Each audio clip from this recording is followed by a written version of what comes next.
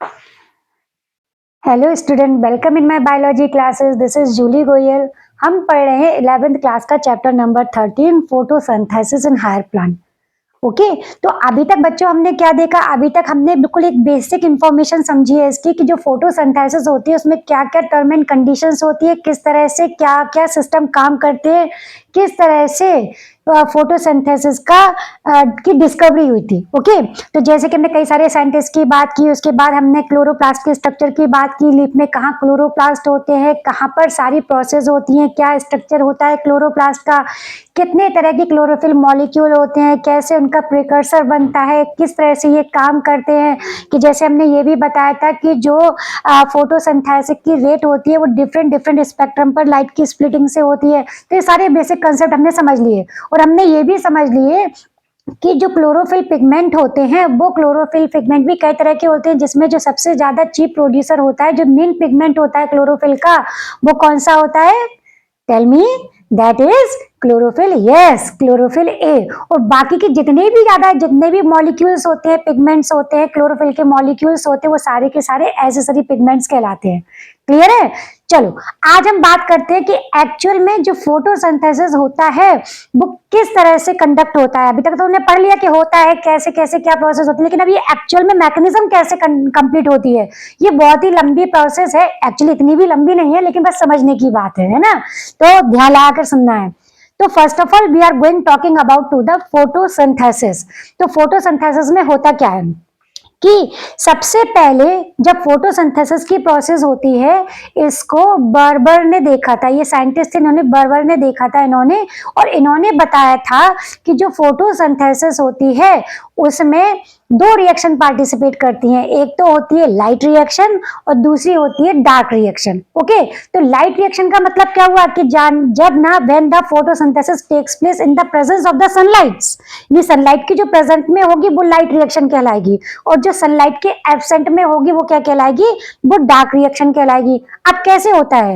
Actual में हमें ये पता होना चाहिए कि जो फोटोसिंथेसिस होता है तो उसमें कुछ ना कुछ तो ऐसा होता होगा कि जिसके वजह से डार्क रिएक्शन में भी पार्टिसिपेट करना होता है। तो जो लाइट रिएक्शन होती है, लाइट रिएक्शन में ये देखा गया कि जो भी एनर्जी होती है, जो भी इलेक्ट्रॉन का ट्रांसपोर्टेशन होता है, या हम पहले बात करते हैं जो भी एनर्जी होती है, वो एनर्जी एटीपी और NADPH2, NADPH, एटीपी और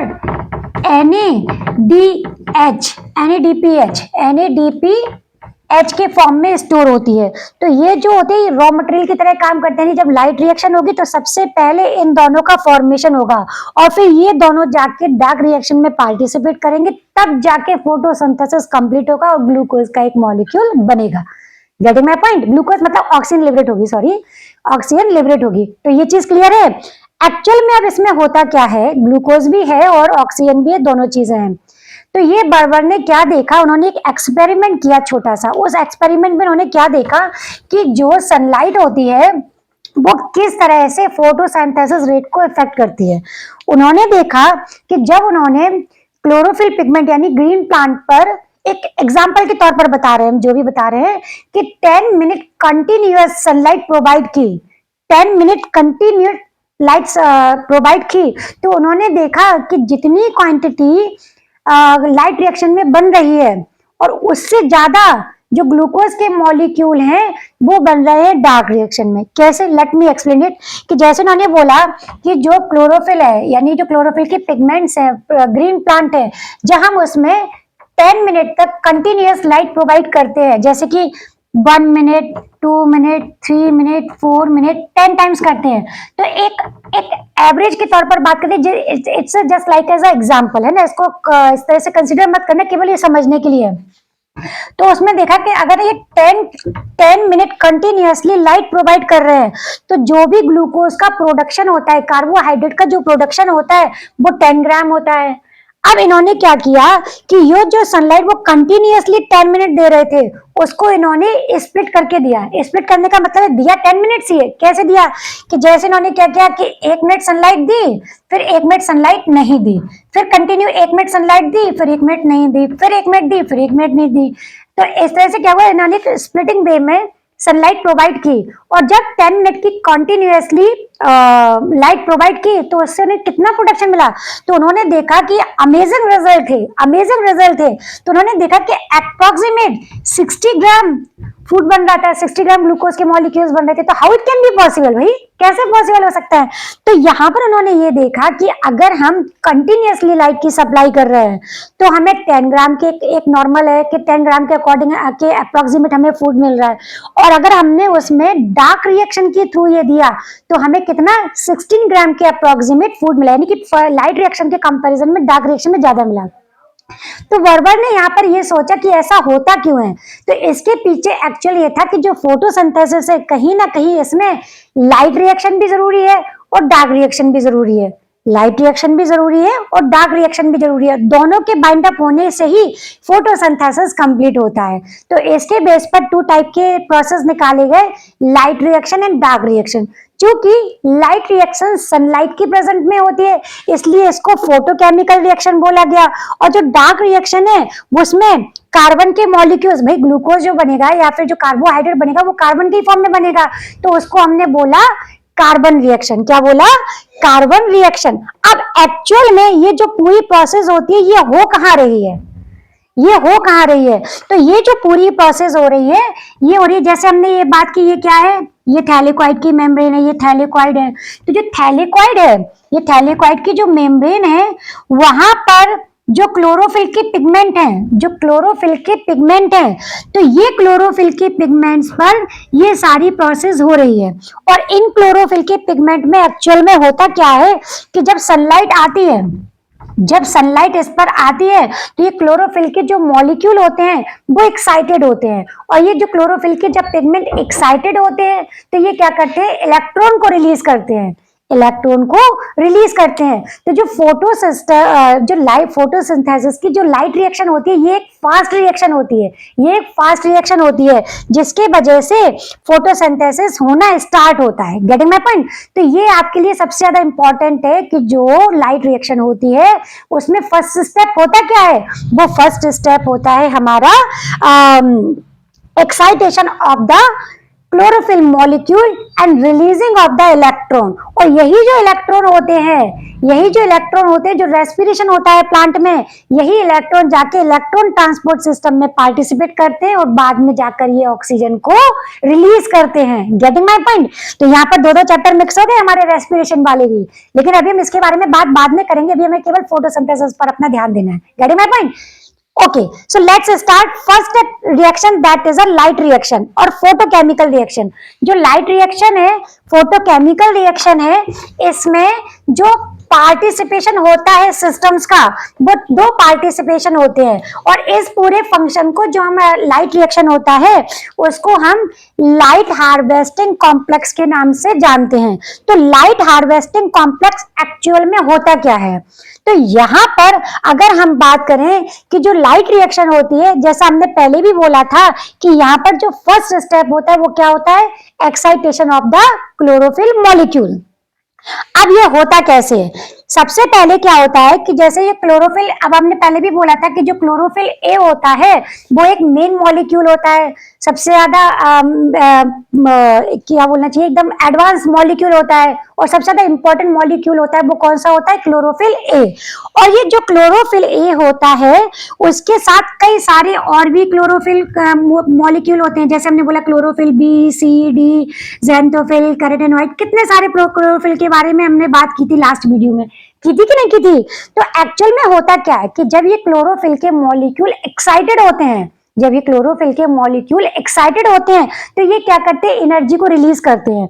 तो ये सारी की सारी जो एनर्जी होती है, तो जितनी भी एनर्जी होती है, तो ये सारी की सारी एनर्जी किनसे हो रही है, ये हो रही है जो दूसरे मॉलिक्यूल है क्लोरोफिल के, ये जो क्लोरोफिल के दूसरे मॉलिक्यूल हैं इनसे रिलीज हो रही है। और ये सारे के सारे जो क्लोरोफिल के पिगमेंट्स हैं, जैसे कि हम बात करें बी, सी और जितने भी होते हैं टाइप के, तो ये कहलाते हैं एसेसरी पिगमेंट्स। क्या कहलाते हैं?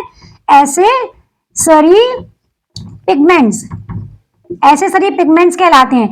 ये एसेसरी पिगमेंट से जितनी भी लाइट का प्रोडक्शन होगा, आप देखो जैसे यहाँ पर आई सनलाइट, सनलाइट ने इनके ऊपर हिट किया, क्लोरोफिल के ऊपर हिट किया, तो यहाँ पर क्या इलेक्ट्रॉन रिलीज हुए, तो ये सारे के सारे इलेक्ट्रॉन रिलीज होकर कहाँ पर पहुंचे, इनसे जो एनर्जी गई वो सारी की सारी ट्रांसफर होकर क्लोरोफिल ए पिगमेंट पे गई। और क्लोरोफिल जो ए होता है वो एक रिएक्शन सेंटर की तरह काम करता है, यानी कि हम बोले तो एंटीना की तरह भी काम करता है। एंटीना जानते हो क्या होता है, अपने घर में मम्मी पापा से पूछना, जब इतनी सारी अच्छी जब टेलीविजन घर में आए थे ना, तो यहाँ पर डिश टीवी जैसे केबल कनेक्शन नहीं चलते थे, तो वहां पर एक एंटीना लगाते थे छत के ऊपर जो सिग्नल को कैच करते थे। तो बिल्कुल उसी तरह से ये होते हैं कि जो क्लोरोफिल ए होता है, जो मेन पार्ट होता है, मेन पिगमेंट होता है, ये एसेसरी पिगमेंट से जो भी एनर्जी रिलीज होती है इसको ये ट्रैप करता है। और ट्रैप करता है तो इसलिए एक रिएक्शन सेंटर की तरह, एक एंटीना की तरह भी काम करता है। और जैसे ही सारी एनर्जी इसमें आती है तो ये मॉलिक्यूल क्लोरोफिल एकदम एक्साइटेड होता है, और यहाँ से जितने भी इलेक्ट्रॉन होते हैं वो जंप करके बाहर निकल जाते हैं, एक्साइटेड हो जाते हैं।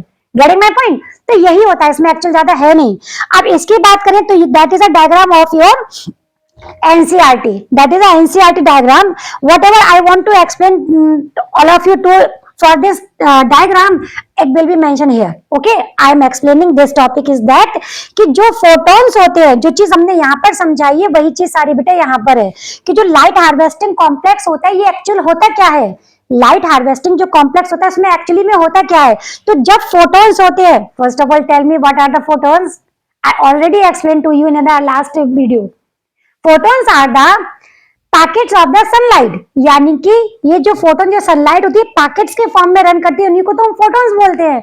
तो जब ये फोटोन्स होते हैं ये ना एसेसरी पिगमेंट्स पर या पिगमेंट मॉलिक्यूल इनके ऊपर आकर हिट करते हैं, तो यहाँ से जो एनर्जी होती है वो रिलीज होती है, और जो इलेक्ट्रॉन के ऊपर होती है ये कहाँ पर जाकर ये जो ब्लैक कलर से हमने सर्कल बनाया है that is a reaction centre, और ये है क्लोरोफिल ए। बाकी की सारी ये क्लोरोफिल के एसेसरी क्लोरोफिल है। Getting my point? तो यहाँ पर क्या हुआ कि जो रिएक्शन सेंटर है जो एंटीना की तरह काम कर रहा है, जो हमने यहाँ पर बताया था सेम वही चीज यहाँ पर है। तो यहाँ पर क्या हुआ, जितने भी फोटोन्स निकले उनसे जो भी एनर्जी रिलीज हुई वो सारी की सारी एनर्जी कहाँ पर भेजी गई, रिएक्शन सेंटर पर, और रिएक्शन सेंटर से ये सारे के सारे इलेक्ट्रॉन हो गए जंप करके कहाँ पहुंचते हैं, प्राइमरी एक्सेप्टर पर। So what are the primary acceptor? Cytochrome होते हैं, ये फेरस सल्फर के कंटेंट के कॉम्प्लेक्स होते हैं जो यहाँ से जो भी इलेक्ट्रॉन किया इसको ये एक्सेप्ट कर लेंगे, अपने पास स्टोर कर लेंगे। तो इसके बारे में हम थोड़ी और बाद में बात करेंगे, इसके पहले एक इंपॉर्टेंट पॉइंट है मैं वो बताना है। ओके, तो जो लाइट रिएक्शन होती है बेटा, ये लाइट रिएक्शन में हमारे दो सिस्टम काम करते हैं। लाइट रिएक्शन में हमारे दो सिस्टम काम करते हैं। वो दो सिस्टम कौन से हैं? हमने आपको पहले भी बताया था कि जो वेवलेंथ होती है जो 400 नैनोमीटर से स्टार्ट होती है और 700 नैनोमीटर तक रन करती है। तो हमने याद करिए, हमने आपको एक रेड ड्रॉप फिनोमेना भी बताया था, तो अगर नहीं पता है तो पीछे थोड़ा सा जाकर देख लेना। रेड ड्रॉप ना है था कुछ नहीं, यहाँ पर हमने क्या देखा कि जब लाइट की स्प्लिटिंग होती है तो जो लाइट 7 स्पेक्ट्रम में टूटता है, तो वहां पर हमने देखा था कि जो ब्लू जोन है और रेड जोन पर हमें सबसे ज्यादा ऑक्सीजन का प्रोडक्शन देखने को मिला था, यानी कि यहाँ पर सबसे ज्यादा क्लोरोफिल पिगमेंट होते हैं, लाइट को एब्जॉर्ब करते हैं और लार्ज अमाउंट में ऑक्सीजन को प्रोड्यूस करते हैं। याद है ना? बिल्कुल इसी तरह से क्या होता है कि यहाँ पर हम आपको कुछ समझाना चाह रहे हैं कि जब बार्बर ने देखा, जो ना इमर्सन ने देखा, एक साइंटिस्ट थे इमर्सन, उन्होंने इसके ऊपर स्टडी किया। उन्होंने देखा कि जैसे जैसे वेवलेंथ बढ़ती जा रही थी तो वहां पर एक वायलेट जोन था, ब्लू जोन था सॉरी, और रेड जोन था। यहाँ पर सबसे ज्यादा ऑक्सीजन का फॉर्मेशन हो रहा था, ऑक्सीजन इवॉल्व हो रही थी। तो इन्होंने देखा कि जैसे ही ये लाइट 680 पर काम करती है, 680 पर आती है, तो यहाँ पर एनर्जी ज्यादा रिलीज हो रही थी, यहाँ पर एनर्जी ज्यादा रिलीज हो रही थी, जिसके वजह से ऑक्सीजन का प्रोडक्शन बढ़ रहा था। ठीक है ना? लेकिन जैसे ही एनर्जी इससे और ज्यादा गई, थोड़ा सा भी आगे गई, तो ये जो एनर्जी का ऑक्सीजन का जो का इवोल्यूशन था, यानी जैसे ऑक्सीजन इवॉल्व हो रही थी वैसे वैसे ही ये जो प्रोसेस है वो ड्रॉप कर गया, यानी कि ऑक्सीजन लिबरेट नहीं हो रही थी।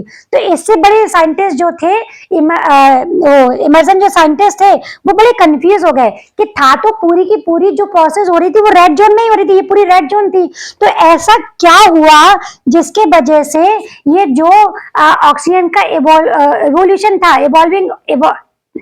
इवॉल्व हो रही थी, वो सडनली ड्रॉप कर गई। ऐसा क्या था? तो उन्होंने देखा कि जो ऑक्सीजन का इवॉल्व ऑक्सीजन जो लिबरेट हो रही थी उसमें ये सिस्टम काम कर रहा था लेस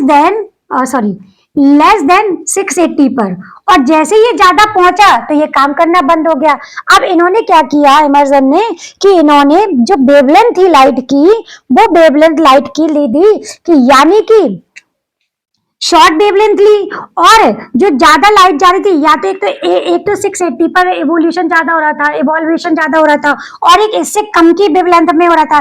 तो इन्होंने दोनों वेवलेंथ को यानी कम की और उसी की 680 की और 680 से कम की वेवलेंथ को आपस में मिक्स कर दिया, और उससे इन्होंने देखा कि सडनली ऑक्सीजन एकदम लार्ज अमाउंट में ऑक्सीजन लिबरेट होने लगी। इससे इन्हें ये समझ में आया कि जो लाइट रिएक्शन है उसमें जो सिस्टम काम कर रहा है वो सिस्टम दो सिस्टम से मिलकर बना है। एक तो है 680 और दूसरा है मोर देन 680 जिसको हमने बोला 700। क्लियर है? तो ये दोनों कहलाए फोटो सिस्टम फर्स्ट और photo system second. I hope समझ में आया होगा।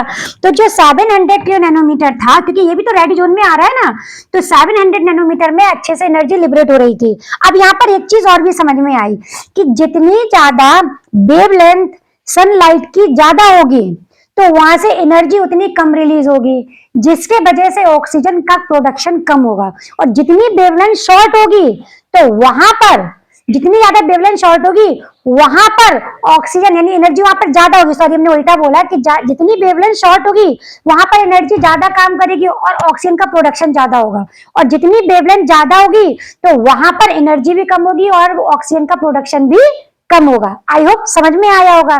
इसी पे के बेस पर जो फोटोसिंथेसिस है उसके लाइट हार्वेस्टिंग कॉम्प्लेक्स में दो सिस्टम काम करते हैं, that is photo system first और photo system that is photo system second. तो जो फर्स्ट फोटो सिस्टम था वो है 700 और जो सेकंड फोटो सिस्टम था वो था 680। अब इसको हम शॉर्ट में लिख सकते हैं PS 700 या P700, एक ही बात है, या फिर PS 680 या फिर P680। बस हमें ये याद रखना है कि ये जो ये फोटो सिस्टम है ये 700 फोटो सिस्टम फर्स्ट है और ये सेकंड है। अब आप बोलोगे कि ऐसा क्यों मैम, फोटो सिस्टम फर्स्ट है सेकंड क्या है? एक्चुअली क्या हुआ था, हमने पहले भी बताया था कि सबसे पहले जो इन्वेंशन हुआ था, डिस्कवरी हुई थी, इन्वेंशन नहीं डिस्कवरी हुई थी, वो थी फोटो सिस्टम 700। यानी पहले जो वेवलेंथ देखी गई थी जहां पर ऑक्सीजन का प्रोडक्शन हो रहा था वो 700 था और जो दूसरा था वो 680 था। लेकिन जब फोटो सिस्टम में ये काम करते हैं तो पहले फोटो सिस्टम सेकंड काम करता है, बाद में फोटो सिस्टम फर्स्ट काम करता है। अब ये कैसे होता है इसके बारे में भी हम नेक्स्ट वीडियो में बात करेंगे क्योंकि लेक्चर थोड़ा लंबा हो रहा है। तो यहाँ पर अगर हम बात करें तो फोटो सिस्टम होती किस तरह से अरेंज है, जैसे हमने बोला ये थैलेकॉइड की मेम्ब्रेन है, तो पहले यहाँ पर काम करेगा 680 फोटो सिस्टम, फिर काम करेगा 700। तो इसके बारे में हम जब नेक्स्ट वीडियो में बात करेंगे तब हम और डिटेल में बात करेंगे। आई होप बेटा आपको वीडियो समझ में आई होगी। वीडियो समझ में आई है तो प्लीज लाइक एंड सब्सक्राइब जरूर करें। थैंक यू, मिलते हैं नेक्स्ट वीडियो में।